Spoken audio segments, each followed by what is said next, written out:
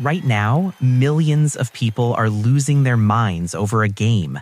Face paint, screaming at screens, actual tears, because a group of athletes they've never met didn't perform the way they needed them to.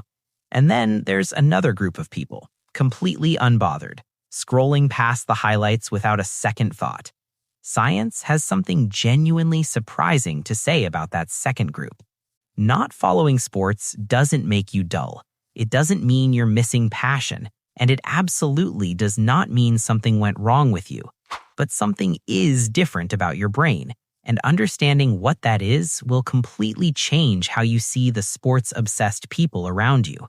Start with biology. Humans are wired for groups. For most of human history, your survival depended entirely on the people standing next to you. Your group fed you, protected you, kept you alive. Sports teams are essentially that same tribal structure, just with better branding. When a fan watches their team play, their brain releases oxytocin. That's the bonding hormone, the exact same chemical responsible for the love you feel toward your own family. Their brain genuinely cannot distinguish between a professional athlete in a uniform and a member of their personal inner circle. It's not irrational emotion. It's ancient biology wearing a team jersey. People who feel nothing during a championship game tend to score lower on what psychologists call tribal instinct. Their sense of self isn't built around group membership. They lean more individualistic. They don't feel incomplete without something larger to belong to. And research actually supports this. A 2019 study found that people with low interest in sports showed significantly less us versus them thinking. They don't walk into a room and automatically distrust someone wearing the opposing team's colors. That's a more nuanced social operating system than most people give it credit for. Now here's where it gets genuinely uncomfortable. You know that feeling right before you open something you've been waiting for? That buzzing anticipation? That's dopamine. And sports fans experience that feeling constantly throughout a game. Every single play, every possession, every close call. It's a continuous drip of anticipation and reward.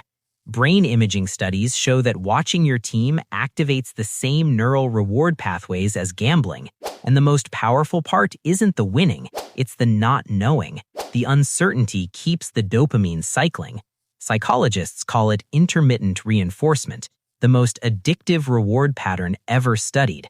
It's the exact same mechanism that makes slot machines so difficult to walk away from. The structural similarity to behavioral addiction is not a coincidence. People who don't follow sports simply don't experience that same chemical response to vicarious competition, and this may not even be a choice. Research from the University of Chicago indicates that variations in dopamine receptor genes can influence how strongly someone responds to competitive spectator events. Your complete lack of interest in last night's score might genuinely be encoded in your biology. Pay attention to how sports fans talk after a game.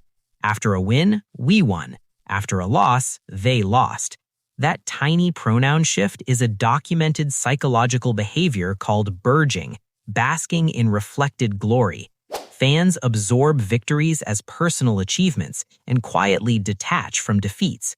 People who don't obsess over sports rarely do this. Their self-image stays consistent regardless of what happens on a field somewhere. Their confidence isn't tied to outcomes they had zero influence over. That's a level of psychological stability that's actually quite difficult to maintain. Here's something that seems contradictory at first. Sports fans often score higher on certain empathy measurements. They spend hours practicing deep emotional investment in other people's struggles, even strangers. That builds something real. So why don't non-fans feel the same pull toward athletes? It's not a deficit, it's a redirect. Everyone has a limited bandwidth for caring deeply. Non-sports people tend to channel that same emotional capacity somewhere else entirely, into personal relationships, social causes, creative work, intellectual pursuits.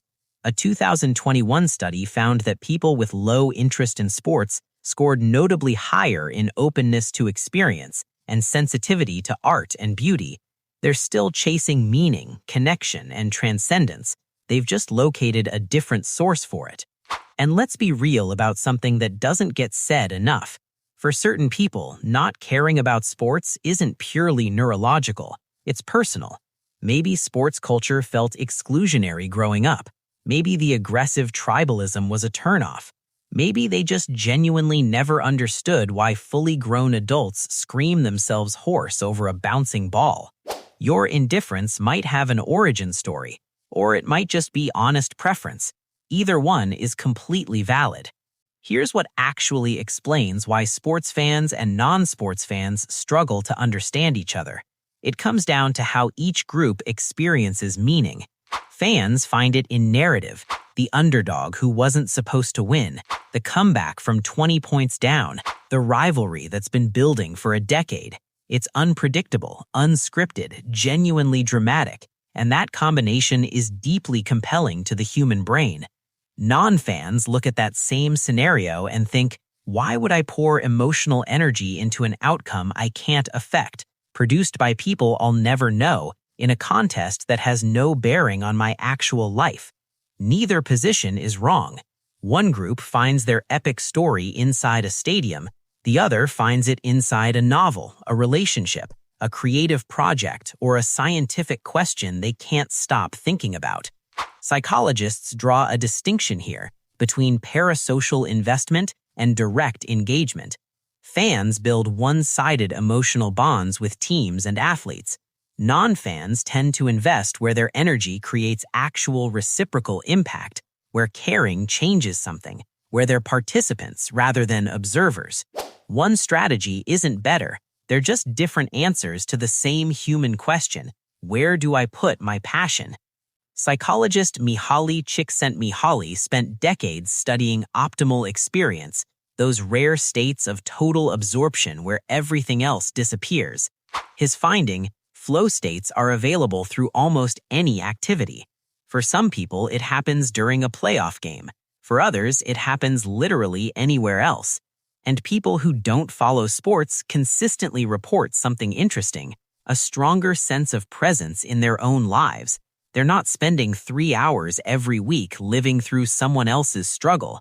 They're in their own. There's something quietly significant about that. So here's the summary. If sports mean nothing to you, you're not missing some essential human experience. You're just calibrated differently. Your reward system, your tribal instincts, your empathy, your sense of meaning, all of it points somewhere else. And that's not a flaw. That's just your particular wiring. Next time someone asks if you caught the game and you genuinely, completely did not, remember this: you're not broken. You're not missing the point. You're not boring. You're just playing a different game entirely. And depending on which game you've chosen, the stakes might actually be higher.